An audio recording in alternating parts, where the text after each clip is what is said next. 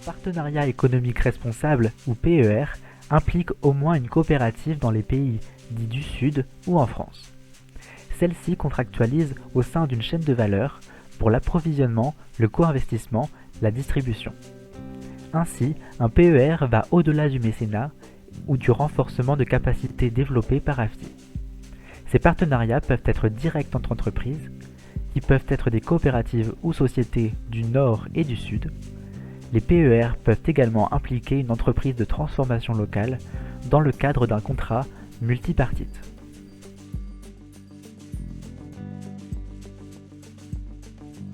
L'Union européenne et l'Organisation des États d'Afrique, des Caraïbes et du Pacifique ont conclu le 15 avril 2021 les négociations du nouvel accord de partenariat post-Cotonou.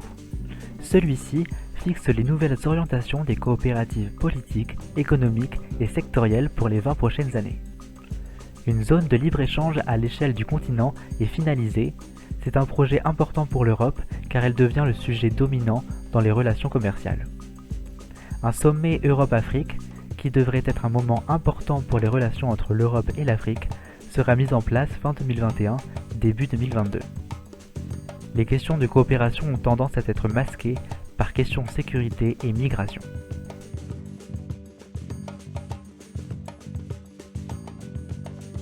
Le projet de loi de programmation relatif au développement solidaire et à la lutte contre les inégalités mondiales a été adopté le 17 mai 2021.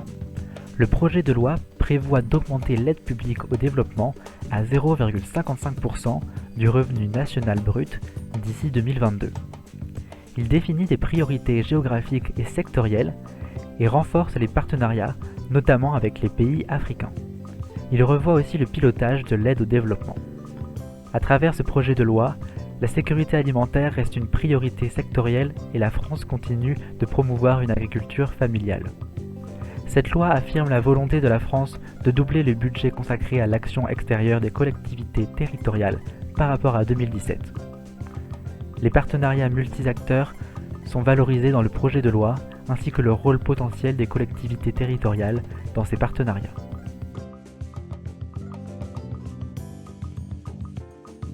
Les partenariats économiques responsables s'appuient sur deux principes. Tout d'abord, il s'agit d'un engagement avec une vision à long terme des organisations économiques de producteurs françaises. Il vise également une meilleure répartition de la valeur ajoutée, en particulier pour les agriculteurs familiaux africains.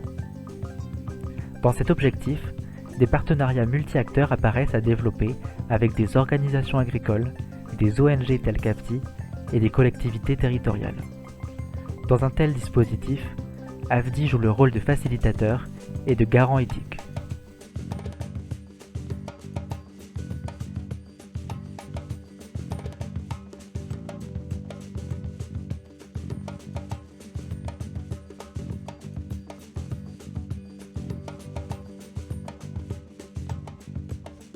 Le réseau AFDI accompagne les PER comme facilitateurs, dès la mise en place, en réalisant des études de faisabilité et apportant sa connaissance des contextes et acteurs locaux. Et dans la mise en œuvre, en accompagnant les organisations paysannes du Sud dans la professionnalisation de leurs services économiques, ainsi qu'en veillant au respect des valeurs et démarches responsables.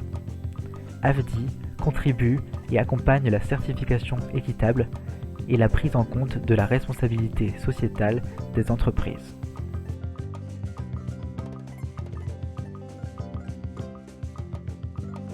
Plusieurs expériences de partenariat économique responsable sont en cours au sein du réseau AFDI.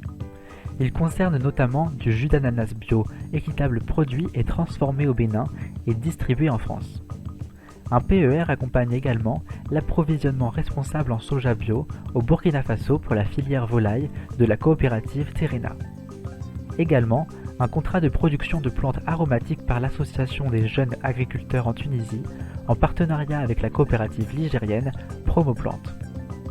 Un PER facilite également la distribution de noix de cajou bio, équitables, transformées au Bénin sur le marché états-unien.